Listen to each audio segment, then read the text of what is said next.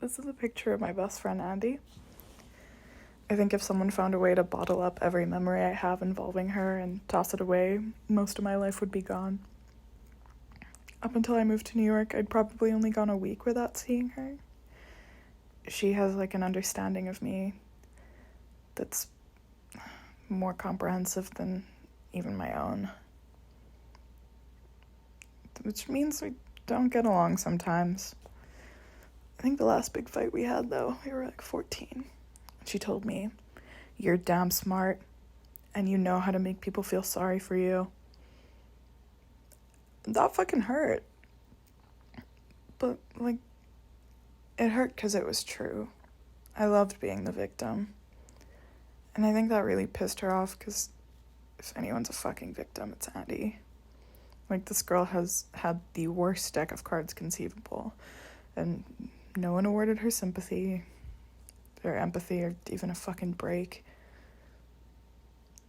I think that's the reason she just really doesn't want to be alive.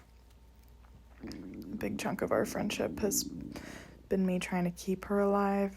I've hidden sharp objects, pills, pulled her away from train tracks and off roofs, almost kicked a door down. The common preventative in every suicide attempt she's had has been me being there.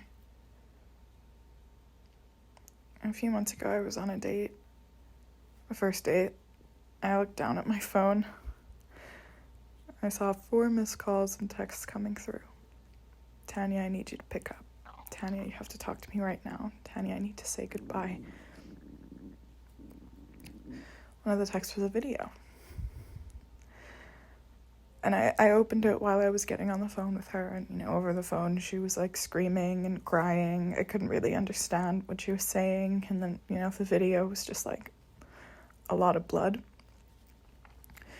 So I said, "Hey, Andy, can you give me a minute? I promise I'll call you back. I need a minute." So I call her boyfriend at the time, and he's at a party. He says to me, "I don't want to talk about it." Like they had like a fight or something, and I told him, "You don't have time to talk about shit. Call the paramedics, or you're gonna have a fucking corpse in your house, Ryan." Which might have been rude, but I was fucking scared, and when I'm scared, I turn into a bitch. So I hang up, it's been a minute, and I call her back, and there's no response. She doesn't pick up. And I think until that point, I, realized, oh, I haven't cried. I hadn't freaked out. It was like I was gently suffocating a fire. And I think that when she didn't pick up that call was when I looked up and I realized that my fucking house burnt down. And I fucking broke.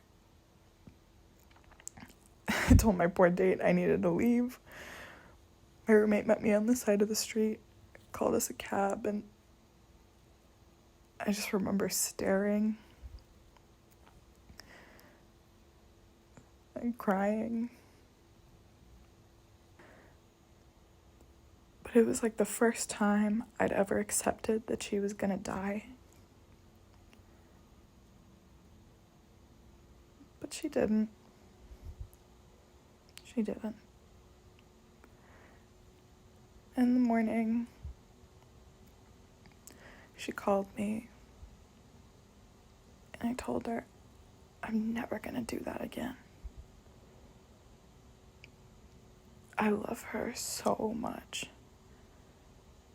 And the idea of being friends with a memory fucking kills me, and I will have done everything that I possibly can to stop that from happening, but I can't keep trying to save her.